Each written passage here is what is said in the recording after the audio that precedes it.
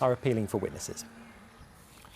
Well, many of them did not have a say on whether Britain should leave the European Union last year, but they will have the chance to vote in next week's general election. Well, we've been talking to first-time voters in Derby, a city where just 41 votes divided Labour and Conservatives 2 years ago in one of its seats. So, what's on the minds of its young voters and, crucially, will they vote?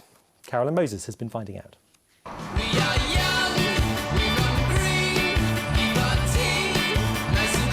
Derby College, one of the largest of its kind in the country, with more than 13,000 students across 4 sites, around a third of whom will be eligible to vote on Thursday, June the 8th. And just as next Thursday will be a test for our political parties and their leaders, it's exam time here too.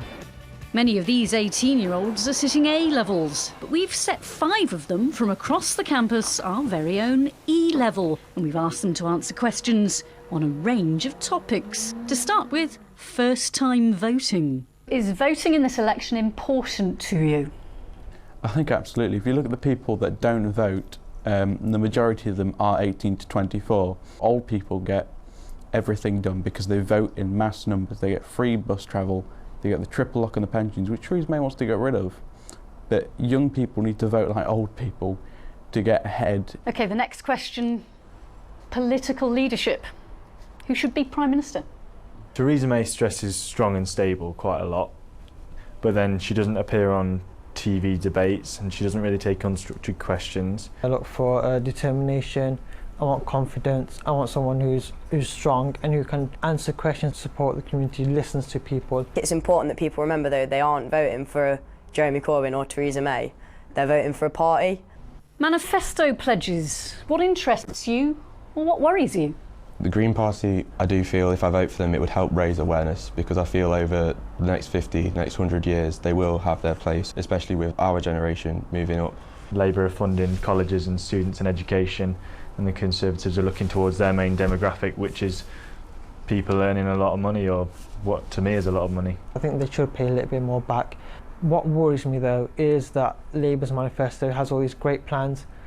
It's just the budget and the money, it keeps worrying me, where's the money going to come from to fund all this? And the issue on many people's minds, Brexit. I kind of feel like I'm possibly going to lose my right to kind of travel around Europe, you know, to go where I wanted, to maybe work in a different country. I think now we've just got to sort of accept the fact that we have voted to leave. We need to get on with it instead of debating over whether we should have second referendums.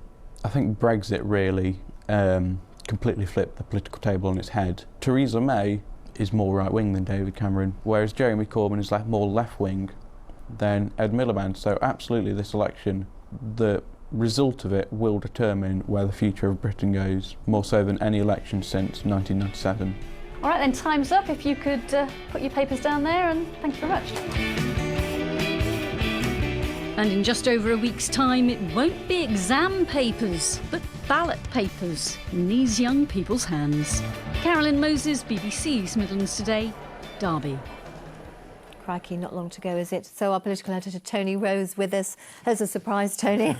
Now, the young people we saw there, they seem to be pretty clued up with, politics, but I guess that's not going to be quite true right across the board. No, it's engaging young people, and we seem to have a problem there. If you go back to the 1960s and all the way through to 1992, about 66% of young people voted in general elections. Go back to the last election in 2015, and it was only 42%. So there's been a huge drop-off. Although we have seen the last day of registering, that 600,000 registered on that last day, last Monday, and 250,000 of those were young people. So they have engaged that far. OK. Part of it might feel about the effect they might have. How crucial is the young vote going to be this time around? Well, it's very crucial, I think, for Labour more than the Conservatives, because if you look at a graph, as people get older, they sort of trend more towards voting Conservative. Once they hit 34, they're more likely to vote Conservative. So the younger the voters they are, the more likely they are to vote for Labour. And Labour have come up with a policy to try to encourage them to vote,